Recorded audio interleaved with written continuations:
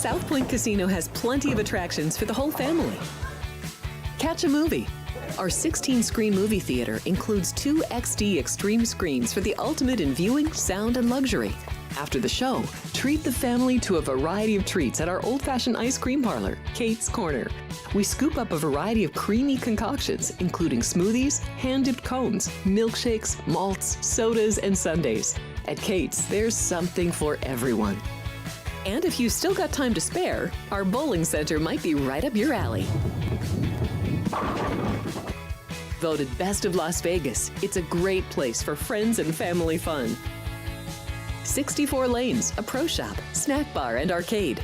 And while the kids are bowling, you can play slots and sip on a drink in the Alley Cat Lounge while overlooking the lanes. For our more serious and professional bowlers, the South Point is also home to a separate tournament bowling plaza.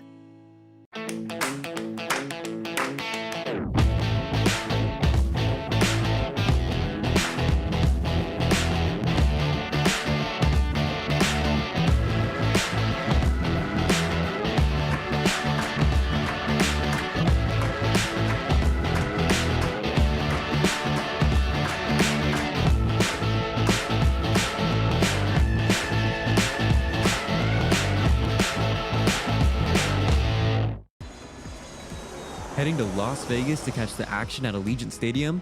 Skip the traffic and the sky-high room rates of the Strip. Book your stay at the South Point Hotel, Casino, and Spa.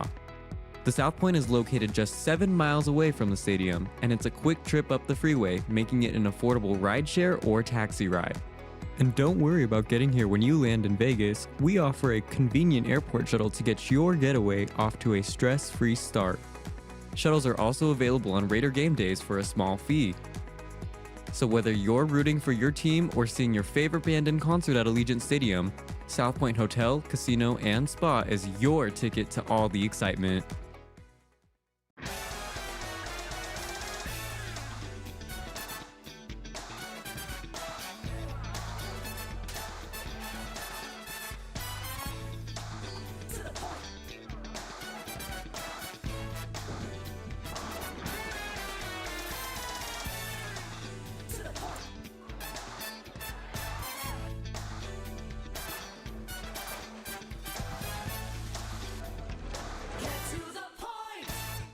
If you're celebrating a special occasion or just love fine dining, you're in the right place. Come experience the crown jewel of South Point restaurants, Michael's Gourmet Room. Welcome. With over 600 different types of wines and magnificent dishes prepared tableside, you'll revel in the rich classic Vegas decor and the best black tie service in the world. This intimate gourmet room has earned accolades galore. Come to Michael's Gourmet Room for an unforgettable dining experience. Another famous restaurant is the Silverado Steakhouse, where you'll find the charm and service that discerning patrons require. From top quality steaks and chops to fresh seafood and desserts, you'll love the award-winning wine list and menu at Silverado Steakhouse. Steak lovers have even more options with primarily prime rib. Catering to hearty appetites, the menu features a variety of flavorful prime rib cuts, dry-aged to ensure tenderness, and then seasoned and slowly roasted. Although prime rib is our specialty, it's not the only thing on the menu. There's something for everyone. Ready to ramp up your excitement for playoff football? Join our hosts as they break down the matchups, key angles, and futures markets in the final episodes of Football Frenzy. You got Josh Allen on one side, right? But they are pretty beat up. You look at these two teams and you say, wow, they did really well against quality opponents. Their Bears are going to pile it on. It'll be through the arm of Caleb Williams here. Think this number's gotten too high? Definitely like the Niners. Don't miss your chance to cash tickets and root for your favorite team. Stream Football Frenzy every Friday at noon Pacific.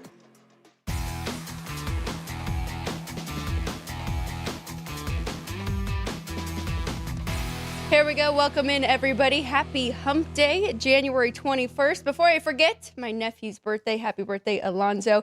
He's not watching. He's in school, but his little sister will probably watch and maybe show him later. So a very happy birthday to him. It's Wednesday. Yesterday's a day I'd like to forget in the sports betting world there. I'm Alex White. This is Sports by the Book. Thank you for watching. Thank you for continuing to share the show, hitting those like buttons. We really appreciate all of you. Alongside with me, Ryan McCormick. Let's bring him in. Ryan, how are you doing today? It's a new day. We've got 6 hockey games, a lot to like on the board, so hopefully it goes better for us. But you did have one winner with the Buffalo Sabres yesterday. Yeah, should have ended up taking the puck line with them yesterday. Would have ended up positive considering I had the 2 other losses. The Bruins did not get it done in Dallas. They end up losing 4-1.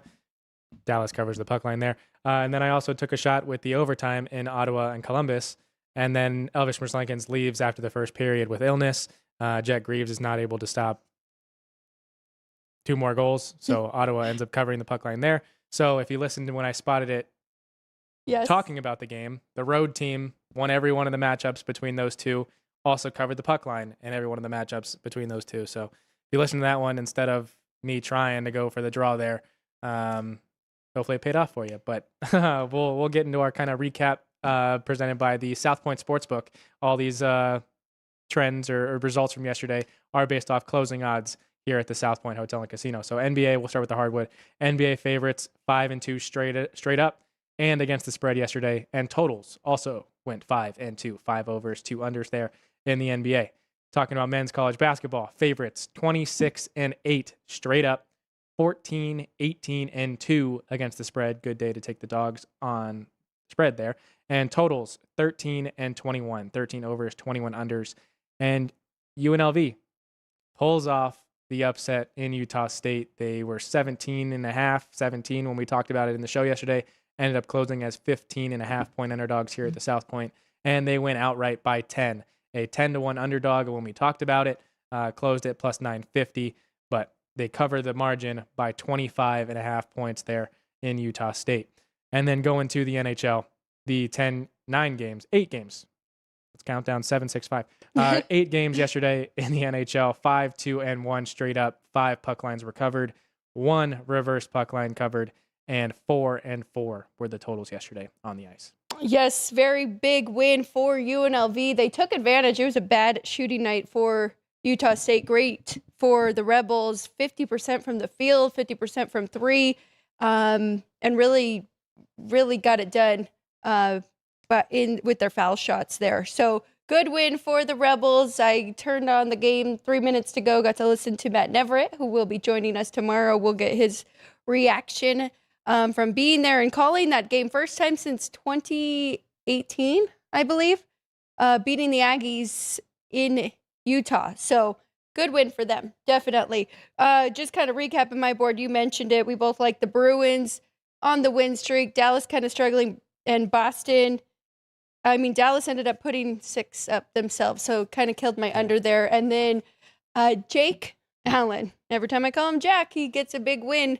He played fantastic against the Oilers. They could not get it done, not even a win, let alone the puck line.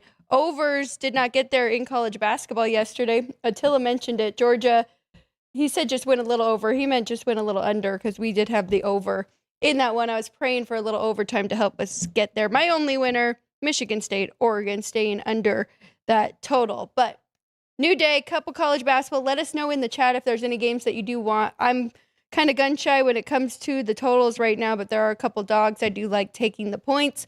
We will get to those as well as going through the hockey. Ryan, you mentioned UNLV. Some other news yesterday. It looks like the Chargers are hiring Mike McDaniel as the OC. So he had a lot of interviews for another head coaching job. Looks like he wants to go back to running an offense before taking his second chance as a head coach, which I think is a fantastic idea. Yeah, it's an absolutely outstanding hire for the Chargers offense. As long as their offensive line can stay healthy, that offensive scheme is going to be pretty dangerous and very competitive there in the AFC West. The one caveat that I kind of have to that is if the Chargers don't stay healthy and they do start losing games, the coach speak is going to get old really fast in that locker room, from the quirks of John Harbaugh to the, I don't want to say idiocy of Mike McDaniel, but just kind of the words that come out of his mouth. I would tend to think if they're not winning football games, it won't be too fun in that Chargers locker room. So On the flip side, you can imagine them having a lot of fun and it being a very fun place to play if it's working out and they are winning football games. Yes, could be a very fun locker room. We know their social media team does a great job. As long as they're winning, it will be a very fun time to be a Charger. Now that they've got Mike McDaniel as their offensive coordinator. Interesting stuff as we see more and more hires happening and finding head coaches and coordinators at all these places. So we'll keep you updated on that. I see JR in the chat. Is this the first time we have seen him since somebody had a birthday to celebrate? Because love to hear from him, love to hear his reaction with Indiana winning the national championship and how his birthday was, getting to celebrate that win. So welcome in JR and everybody else who is watching us live. Poll question going here. Ryan, looks like we're trying to go with some streaks, some winning streaks today. Yeah, so we gave you guys the typical live show poll. We also have a poll linked in the description of the video. So after you click subscribe, if you are not, you can check that one out. It is both involving hockey games today, but for the one for our live show, we gave you 2 or 3, 4, 5. Keep the streak alive. Which NHL team do you like to continue their winning ways tonight? We gave you the Red Wings getting their 3rd consecutive win in a row versus the Toronto Maple Leafs, -105 here at the South Point. The Mammoth, -165 here at the South Point versus the Flyers going for their 4th consecutive win. And the Ducks pulling off the upset against the Avalanche, the Ducks going for their 5th consecutive win. 245 on the money line there with the plus price to keep those streaks alive. We also have a different poll, again, linked in the description of the video, looking at our YouTube posts, but kind of trying to avoid the Avalanche there. Which Western Conference team would you like to win the Western Conference and take that back from the Avalanche? Speaking of, we are going to look at some odds right now because we are going to go through our top 10 in the NHL and then kind of compare it to where odds are here at the South Point, see if there's any value with some future bets or what we think shows some value to jump in for future bets. Interesting with the Red Wings because they are going for the season sweep against Toronto. So first we'll do top 10, then we'll dive into the games, but curious your thoughts on how you feel with hockey and teams trying to avoid that sweep. So if we're seeing value, which side you kind of like there. So, but let's go to top 10 first. You want to start it off this week or do you want me to run through mine? I guess I can start it off. Again, mine aren't numbers based like Alex's are. She has rankings and a whole system that is generationally set up. So mine is really just a team ranking as well as teams that I trust betting on currently in the NHL. So obviously starting at the top, we got the Colorado Avalanche as the best team in the NHL.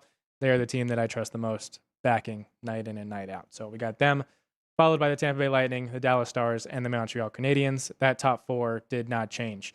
We're also looking at the Vegas Golden Knights moving up from 6 to 5, or from 7 to 5. No, from 6. Edmonton and Vegas move up 1. Minnesota slides down from tied at 4 now to 7. But Vegas slides into the top 5. Edmonton goes up to 6. Minnesota at 7.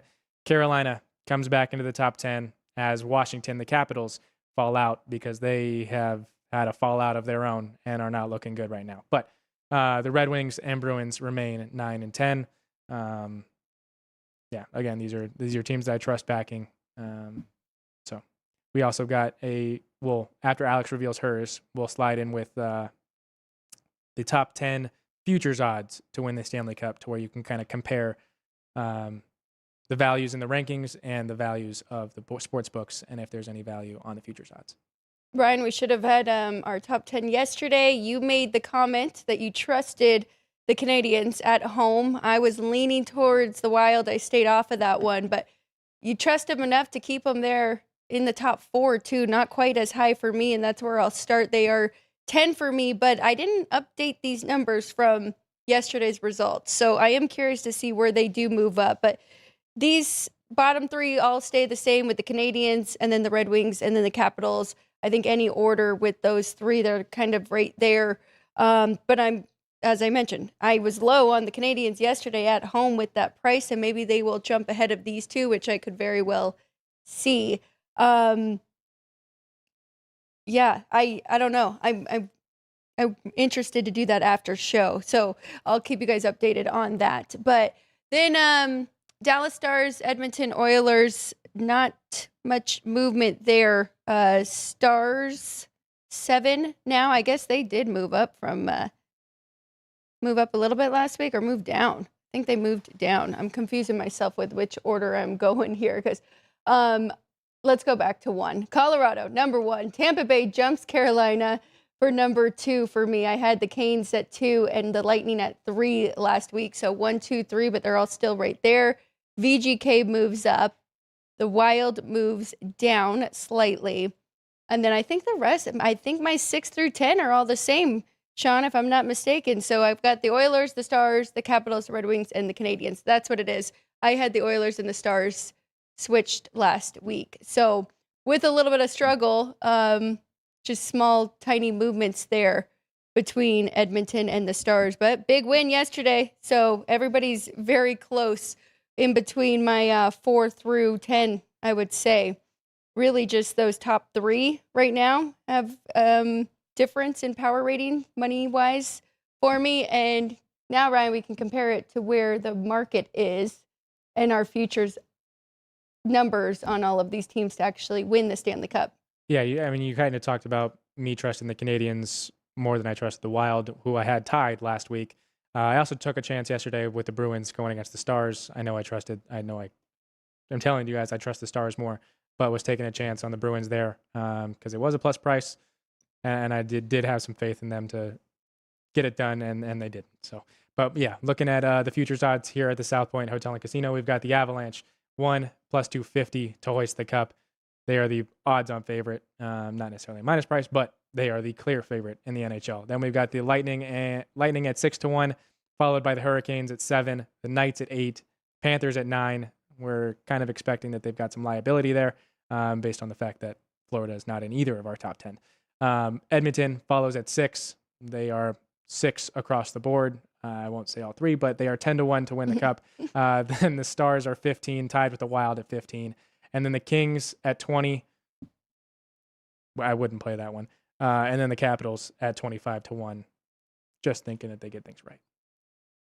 So did anything jump out to you? I was kind of looking at these earlier today, seeing which team is kind of higher up in either of our top 10s and which one you could get a price on. I guess you could say Minnesota for me, with them being in my top 5 and being lower in the market. But it's really tough. And I like the poll question that you have. But, I mean, unless there's injuries here for Colorado, they're going to be a very tough out in a series for any of these teams. So it's hard to get involved there with a team like Minnesota. But any jump out to you? Yeah, I mean, that's really kind of what we're hoping for in this case. If you are going to bet a Western Conference team instead of the Colorado Avalanche, you're thinking that Nathan McKinnon gets hurt, Cale Makar gets hurt, one of their 3 stars, really 5 stars. One of them gets hurt and they lose a big offensive contribution to their team. So, I mean, I'd like to say the Knights to get it done. That liability is obviously there and here in Las Vegas. And if they get to the postseason, they make a deep run, that you're not going to get an 8 to 1 price on them to win the cup. However, the Canadiens are not in the top 10 based on price.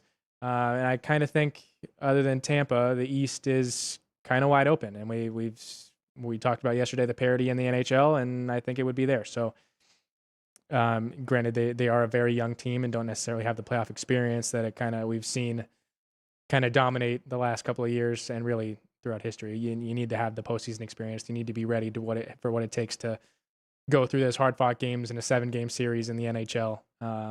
So maybe not quite there for the Canadiens, but wouldn't hate taking a chance on them. Let's see, their price is 40 to 1 to win the cup. I don't hate that number by any means. Maybe them. I mean, looking at those teams right under Tampa Bay and Carolina, those are the ones that jump out, right? Potentially the Red Wings, Canadiens, or the Islanders, who have one of the top goalies right now in the league in Sorokin, who is one of the favorites right now for the Vezina. So, yeah. And they're well, the Islanders have not touched the top 10 yet, but the other two, Red Wings and Canadiens, in both of our top 10, so pretty good prices there. Yeah, the Islanders are playing really well as well. They're just outside my top 10, but yeah.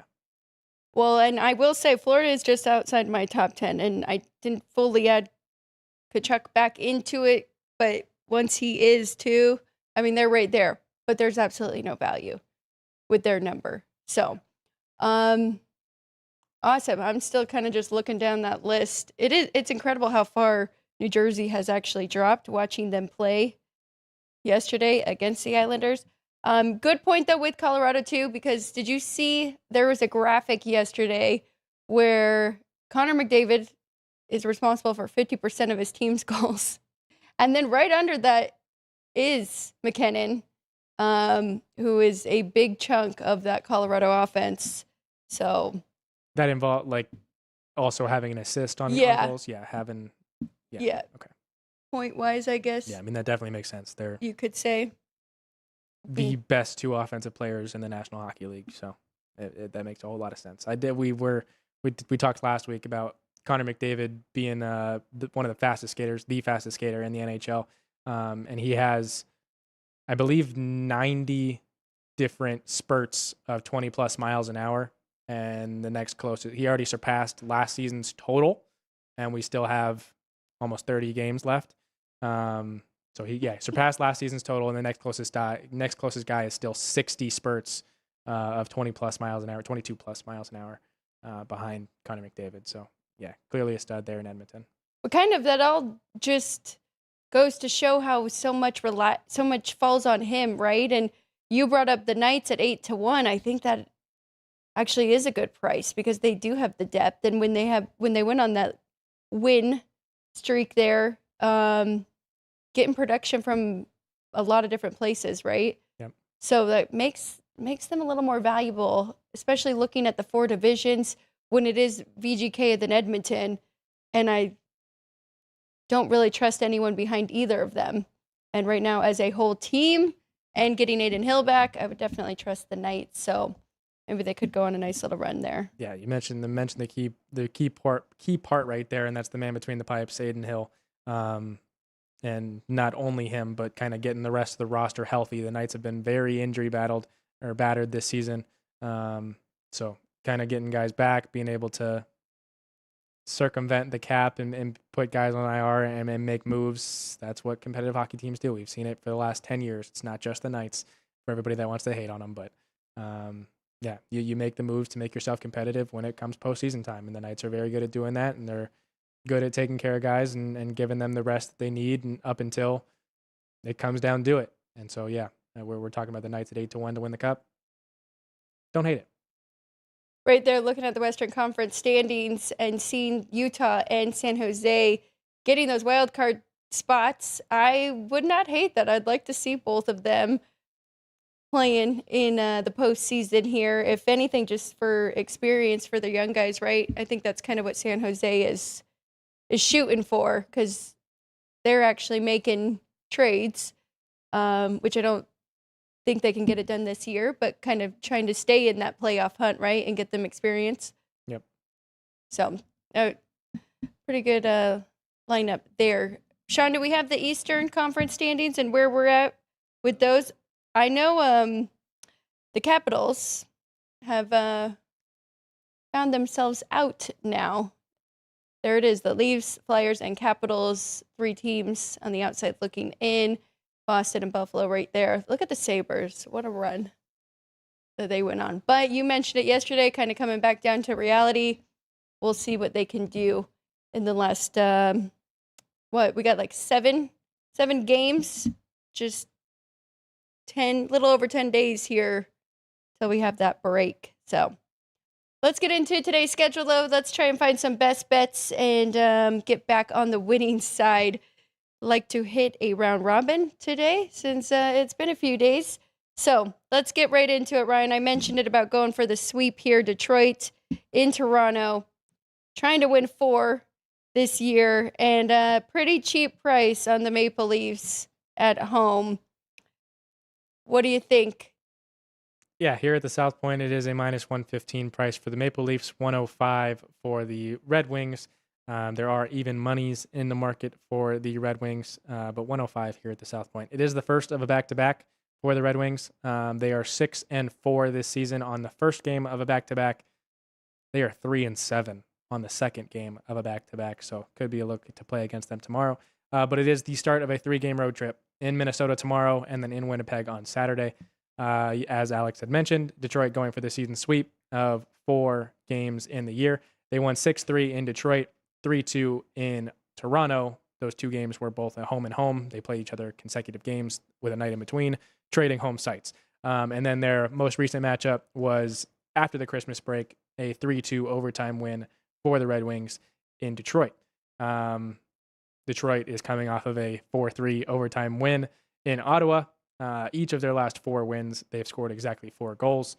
Toronto has 3 consecutive losses, or 3 losses. Yes. Losers of 3 of their last 4. Of those 3 games, they gave up 6 goals in each of those 3 losses. I tried to trust them on Monday against the Wild. They lost at home. So not good there, but they are on a 5-game over streak. For them, it is the second game of a 5-game homestand. They welcome the Knights, the Avalanche, and the Sabres to town after this game tonight. So a little bit of a tough stretch on the forefront for the Maple Leafs, and with the potential for the over here, with them possibly getting 6 straight overs, I trust the Red Wings offense more, especially with Cam Talbot between the pipes tonight. I would like the even money with the Red Wings.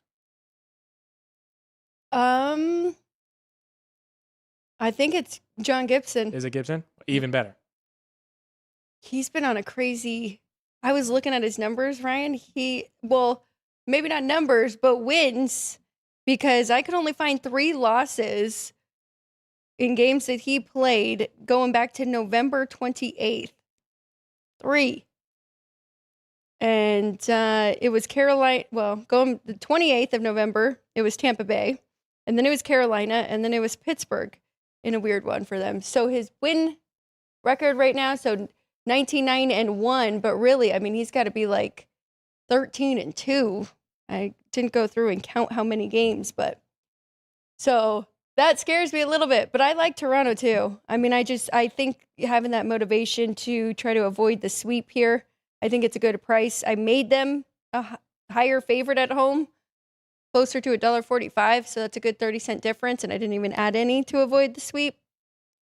And I like the over, but with what I just said about Gibson, that kind of makes me nervous here if we're going to see goals. Do you like anything site or total-wise?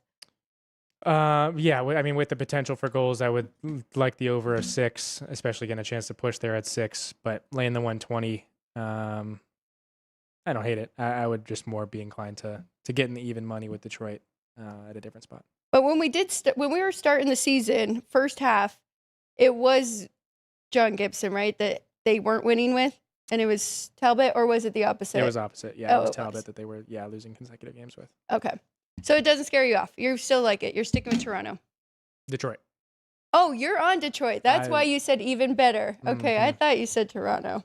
So we're on different sides. You're going for the sweep. Mm-hmm. I'm gonna go over. I'm gonna just not even bet the side, because you're probably onto something there. And with how good he has been playing between the pipes, that worries me a little bit here. All right, let's keep it moving. All right, coming back across the border, we'll go to Colorado, where the Ducks are taking on the Avalanche. Looks like there's minus 325 in the market for the Avalanche here, but it is minus 295 here at the South Point, and plus 245 on the buyback for the Ducks. The Ducks are involved, or really both of those matchups are involved in today's poll. So go ahead and give us your thoughts in the comments of which streak you think continues tonight. But with the Ducks pulling off the upset here, and the Avalanche would be a vote there. All right, so minus 290 for the Avalanche, plus 245 for the Ducks. Total of 6.5 with a 135 to the over. So I originally thought it was going to be Mackenzie Blackwood, who did give up 5 goals in his first game back, coming back from injury, but now it is Scott Wedgwood. You could only look to Colorado's side with how well he has played. I like the over in this one too. I don't want to lay a big price to go over 6.5. looking at some shops, I saw 4.5 getting a plus price for the Avs. So I'm imagining if you're finding a 3.5 for their team total, it'd be pretty juicy price for them as well, going over 3.5 goals. I say all that because if it was Mackenzie Blackwood too, maybe we could take a shot with the Ducks getting a huge price there, but I can't do it. So over or pass for me, Ryan, but I'm probably not going to get involved in this one. Yeah, we're looking at a -120 to lay the puck line with the Avalanche here tonight. I know I kind of talked about yesterday not necessarily having the confidence in the Lightning to do so against the Sharks, because the Sharks have been competitive. But I wouldn't fault anybody for laying the puck and a half with the Avalanche. It's better than laying -135 over 6.5, isn't it? I would think so. But yeah, especially going against Wedgwood. I would, yeah. Yeah, to answer your question, yeah. I think so too. Their media numbers at home too are 4 goals for, 2 goals against.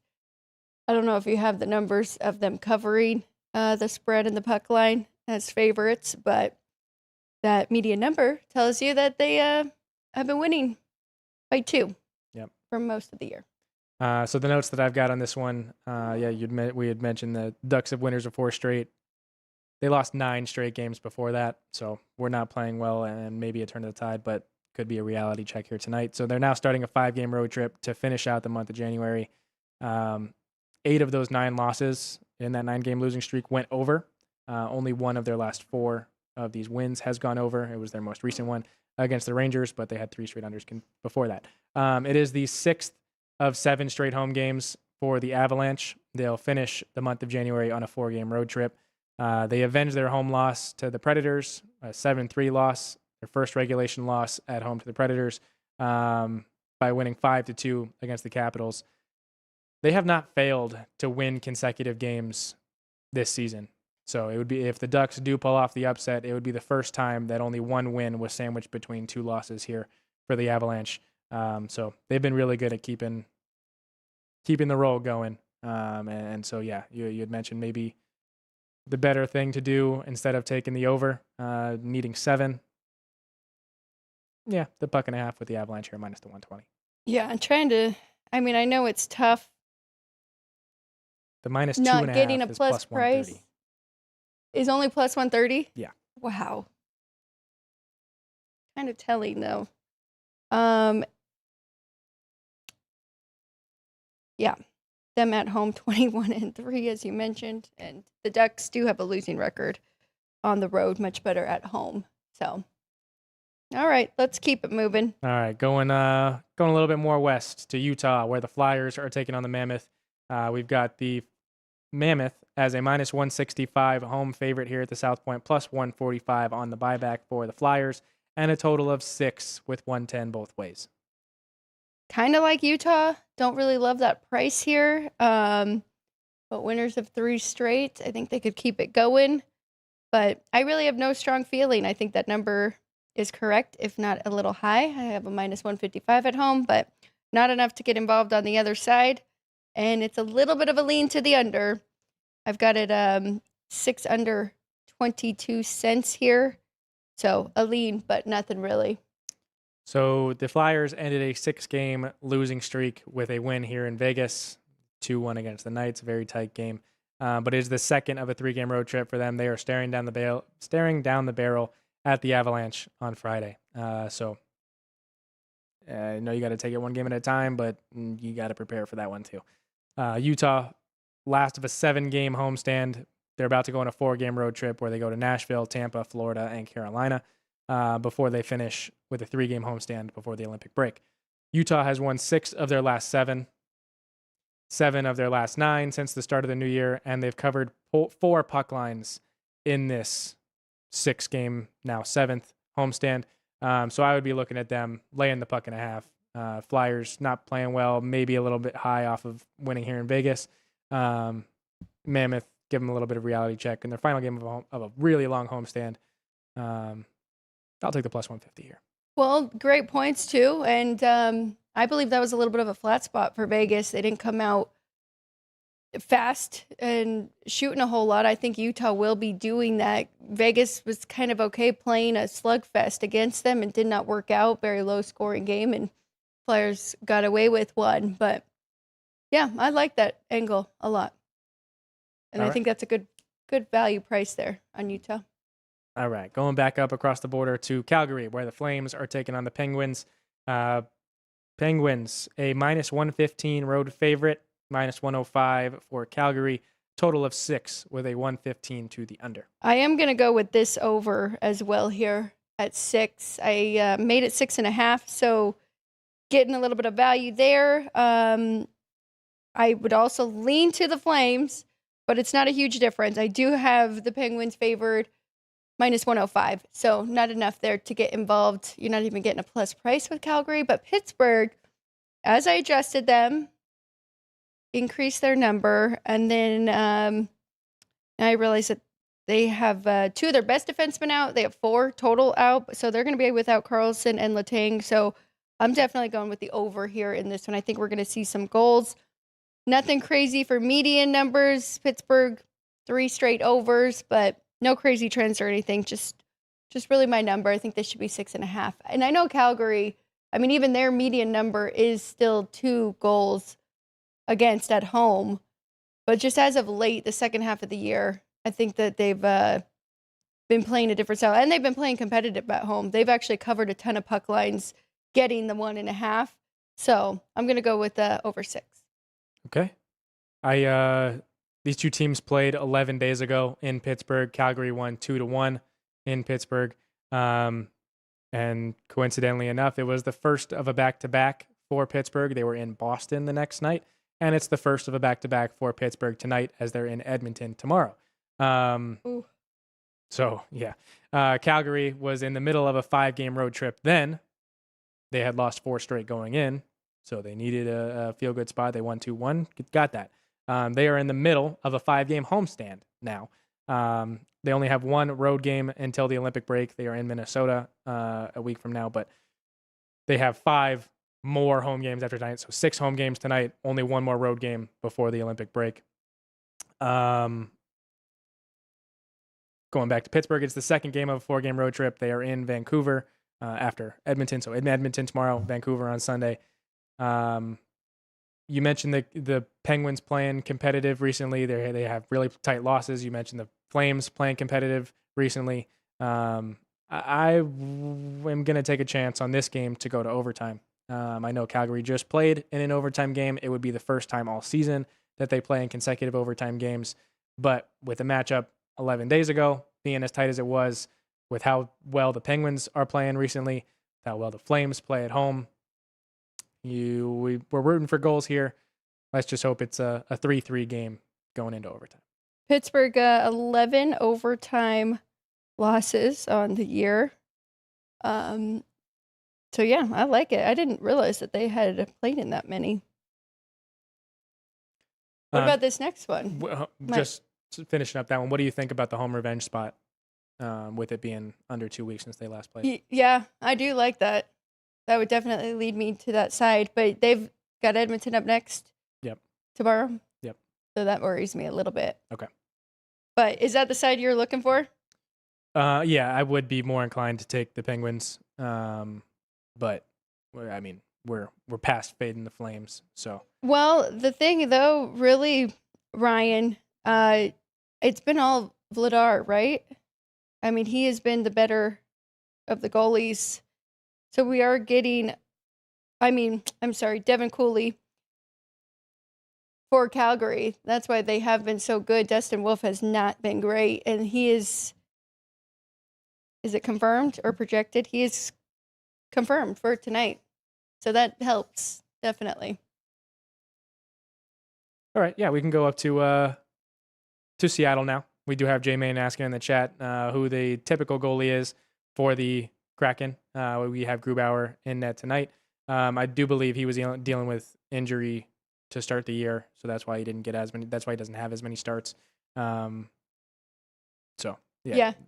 That's why Decord was starting so much. But I do think Grubauer is their typical one, or the guy that they look at to be their main guy. So But anyway, for the pricing tonight, we do have the Islanders as a -115 road favorite, -105 for the Kraken there, and a total of 5.5, 110 both ways.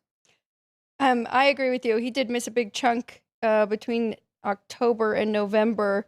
And then remember, I was saying, oh, Seattle's playing really good because he was playing really good. And now the last couple starts, he was lost 3 out of 4. I kind of like the Islanders in this. I think -115 is cheap. I made them -130, but it's just a 15-cent difference there. Don't really have a strong opinion either way. Besides just, the Islanders have been such a good under team on the road, and mostly because of Sorokin. So it's a lean there, but I'm going to stay off of this one. It is an Isles play here for me tonight in Seattle, taking on the Kraken. The Kraken are not playing well recently. They're losers of 4 straight, 6 of their last 7. Have lost 4 of 5 on their road trip. They're now in the second of a 6-game homestand before they finish with another 3-game road trip before the Olympic break. So I know the market has kind of steered it to the Kraken here, and that's why we have a 115, 105. But it would be a look to the Islanders -115 here. I agree. All right, the final one of the night, back across the border in Vancouver, where the Capitals are taking on the Canucks. We have the Capitals as a -160 road favorite here at the South Point, +140 on the buyback for the Nucks, and a total of 6 with 110 both ways. 11 straight losses for Vancouver, really struggling right now. Capitals are not playing. -160 is a big price to play with them, but if there was ever a get-right spot, I got to imagine that it's right here. It's not even road trips. Vancouver's lost 8 straight at home. So I like the Capitals. I made them $1.70, but it would have to be a puck line play at -1.5 if I were to do it. Ryan, what do you think? Caps losers of 3 straight, losers of 15 of 22. If you expand it just to be the start of December, they've lost 15 of their last 24. They're in the second of a 6-game road trip. They have the Canadian teams and then Detroit, so they also have Edmonton on the forefront. Vancouver, you mentioned, Alex, losers of 11 straight, losers of 13 of their last 14. Lost by the puck line, minus the puck and a half, in 9 of those 14. We talked about them when they were on their road trip, really just looking to get to the end of that, get back home because they have an 8-game homestand here, which they are now in the third of that 8-game homestand.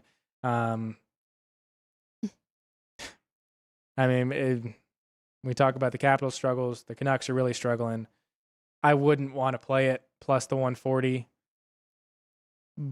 but they can't lose the rest of the year, right?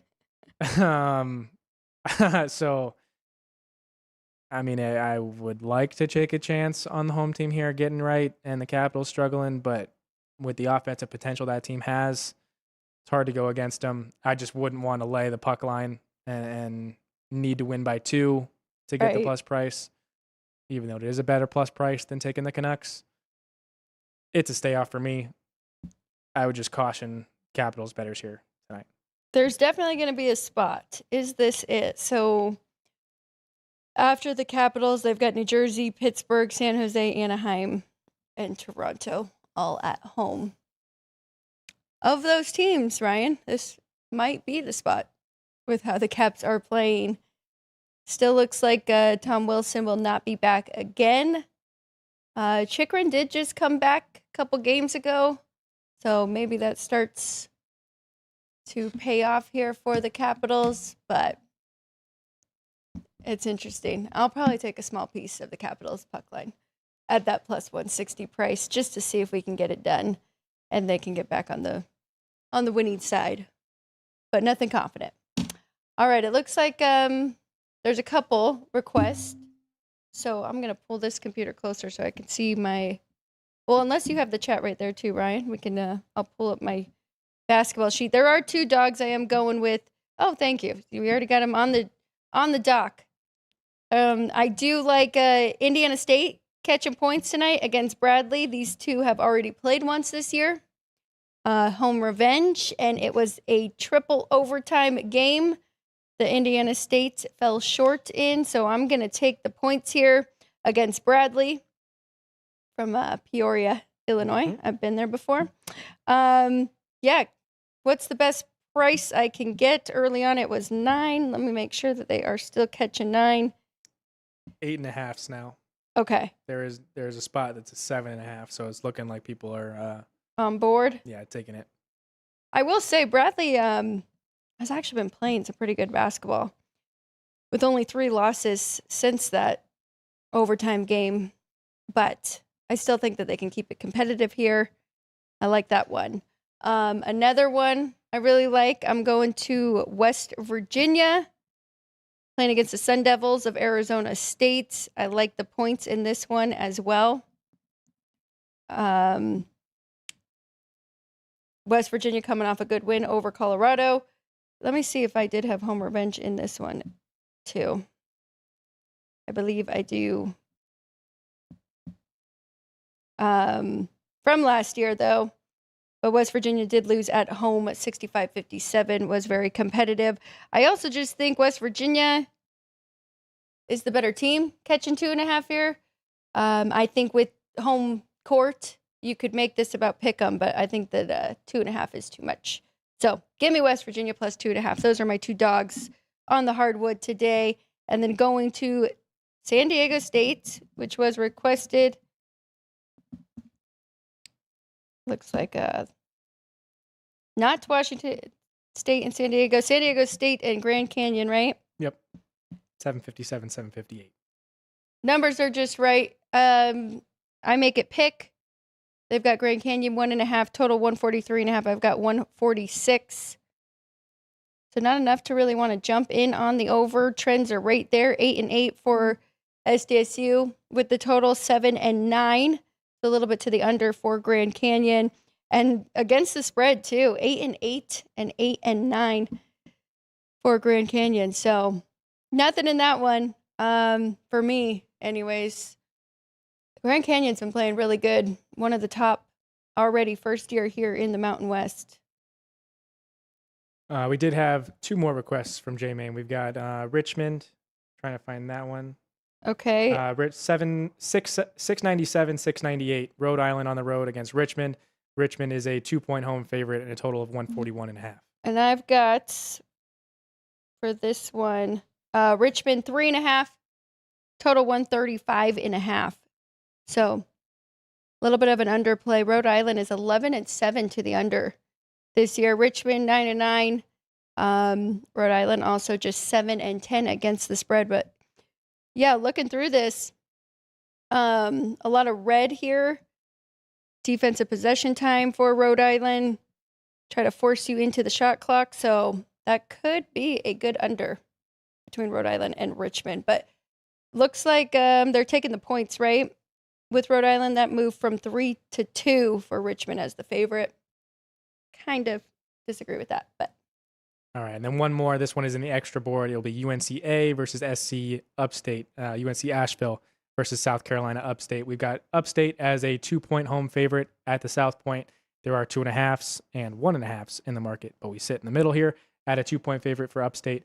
Total also 141.5. I've got a little bit of an overplay there at 145.5. It's a little bit of a difference. They actually opened 139.5, so the market does agree with that going up. And I also have the other team favored. I have UNC Asheville as a small road favorite here, and you said Upstate is, right? Yep. So that might be another road dog that I like.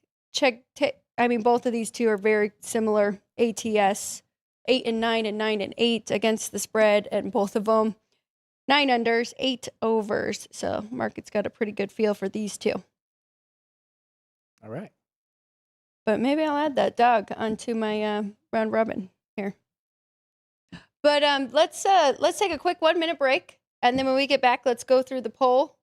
Let's go through our ticker trivia, or put it out there if it hasn't already, and then we'll go through our whiteboard and our best bets. Love to hear from you guys what your best bet is on this Wednesday when we get back here on Sports by the Book.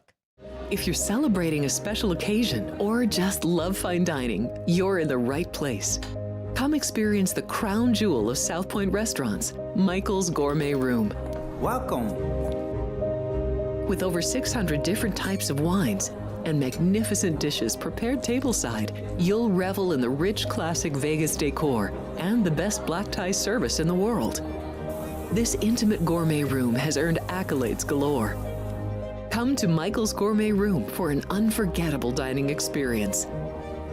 Another famous restaurant is the Silverado Steakhouse, where you'll find the charm and service that discerning patrons require.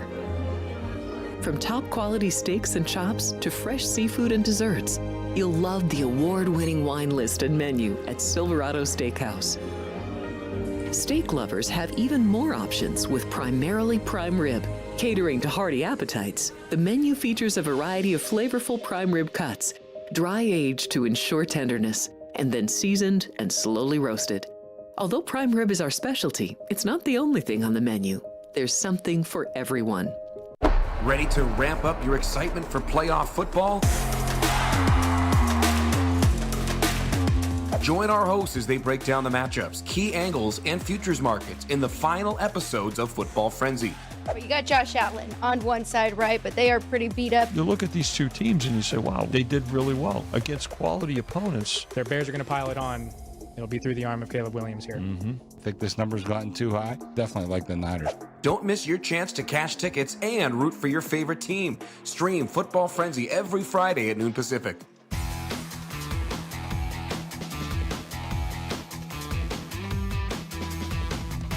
Welcome back, everybody. Just checking in with the chat here. I do see that somebody had mentioned, so that extra board game there, Upstate was the dog, and that has kind of flipped due to the market there. So don't really love to bet into those kind of against the steam there, but numbers say the books had my numbers say the books had the correct favorite to begin with, but that is very interesting. So thank you, whoever kept us up with that. It looks like JR had one more. Was that Cincinnati?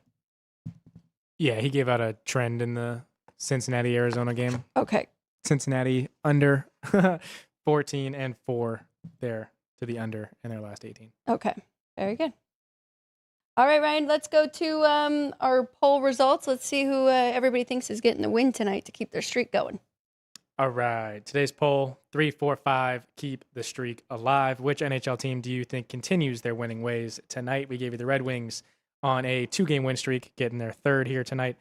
Minus 105 here at the South Point on the road in Toronto. Mammoth, minus 165 against the Flyers at home. The Mammoth going for their 4th consecutive win. And the Ducks on the road in Colorado. Ducks going for their 5th consecutive win here. Getting plus 245 on the money line there tonight. And 50% of our chat flying with the Red Wings, going with a 3-game win streak, getting there tonight in Toronto. So we'll see that on my whiteboard here. They're with you. They're with you. I don't know how I missed that. But yeah, pulling off the sweep this year, getting all 4 wins there against the Maple Leafs. Yeah, we'll talk about it here again in a second. But we do have another poll. Again, it is linked in the description of our video. It is a YouTube post talking about which Western Conference team do you think would be able to get past the Avalanche, avoid the Avalanche there, and win the Western Conference and advance to the Stanley Cup. But we got today's Ticker Trivia presented by City Light Shine, available at Total Wine, Lee's Discount Liquor, and here at the South Point Hotel and Casino in Las Vegas. It was a basketball question for you guys today, talking about an NBA record and an NBA coach. Former coach of the Sacramento Kings, Dick Motta, set an NBA record at the time for the most regular season games coached at 1,648 games. Which NBA coach was later established the current record for most regular season coaching appearances, and how many games?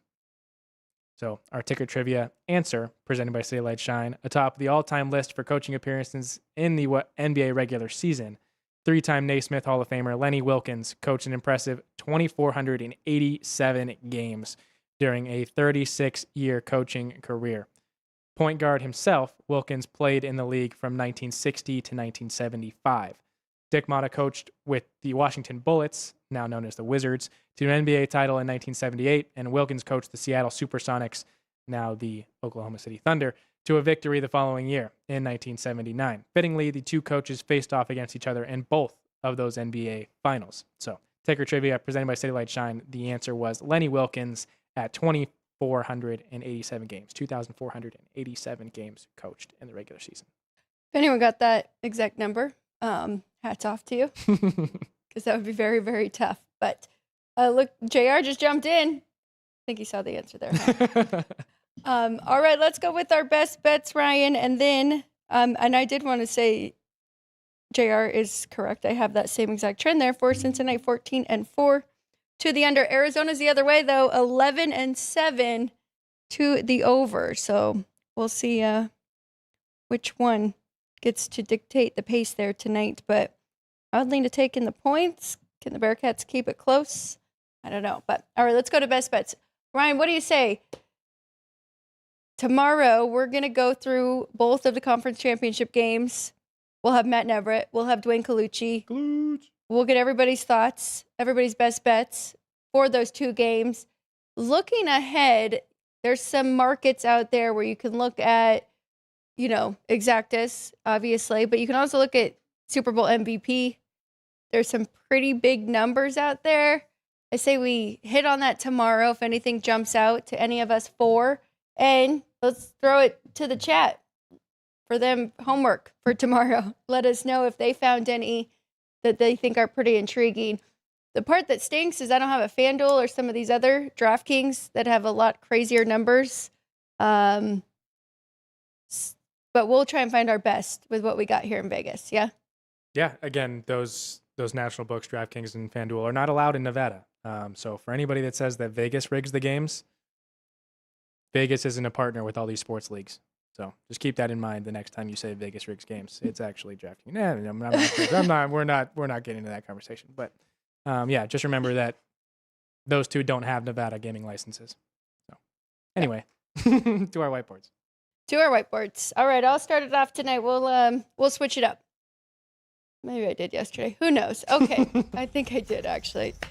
I'm going with 2 overs on the ice, and that ultimately means I kind of lean to the Grand Salami going over tonight. But I am going with the Red Wings in Toronto, as good as John Gibson has been. I think Toronto's going to come out hot here, try to avoid that sweep. I'm going over 6 goals between those two. And then I'm also going over 6 with Pittsburgh and Calgary. I know these two just played. Low-scoring 2-1 game. I think the opposite happens here in Calgary. And I think we're going to get goals from both sides. I do think it will be pretty competitive. On the hardwood, college basketball, I'm going with Indiana State, catching 8.5 against Bradley. These two have already played once this year. Home revenge. I like the dog in that one. And then West Virginia, plus 2.5. I think that they should be a small road favorite here. So taking the points with them. And let's throw it over to Ryan for his best bets. All right, 5 plays, all on the ice. I did want to put my Tar Heels in college basketball against the Notre Dame Fighting Irish, but they are a 13.5 point favorite now. It's grown from 11.5 to actually 14 here at the South Point in that North Carolina Notre Dame game. Anyway, my 5 plays of the day. Detroit Red Wings getting the sweep, even money there, best price in the market against the Toronto Maple Leafs in Toronto. The Avalanche, I will lay the puck and a half, lay in the VIG, minus the 120 there against the Anaheim Ducks. So I think one win streak continues here. I think one win streak loses here. The Utah Mammoth, minus the puck and a half, getting plus 150 there at home against the Flyers. The Islanders, money line, minus 110 in Seattle. That is the best price available in the market. And then taking another chance on a game to go to overtime. It is in the game that Alex thinks the over will happen. So let's hope for a 3-3 overtime game or 4-4, whatever. Just going to overtime, getting plus 290 there in the market. So Pittsburgh and Calgary draw at the end of regulation, plus 290. I like it. I'm going to have to find one, too. Find an overtime there. Probably is the best one. Probably sprinkle a little bit of pizza money on the Caps and the puck line. Why not? Come on, Alex Ovechkin. We got to get some goals here against a pretty sad Vancouver team right now that's kind of a skeleton of themselves and probably not done for the year, right, with the trades. But that's it for us for today. We'll be back tomorrow. As we mentioned, Matt Neverett and Dwayne Colucci join. Ryan McCormick and myself will break down those 2 games coming up this weekend, and then we'll do the same thing, college basketball and hockey, as always, on Sports by the Book. Thank you, everybody who jumped in. Love the chat being so lively. please hit that like button before you get out of here. Please make sure you are subscribed, and please tell a friend, share the show. We appreciate you guys. Thank you to the crew, as always. For Ryan McCormick, I'm Alex White. We'll see you again tomorrow here on Sports by the Book.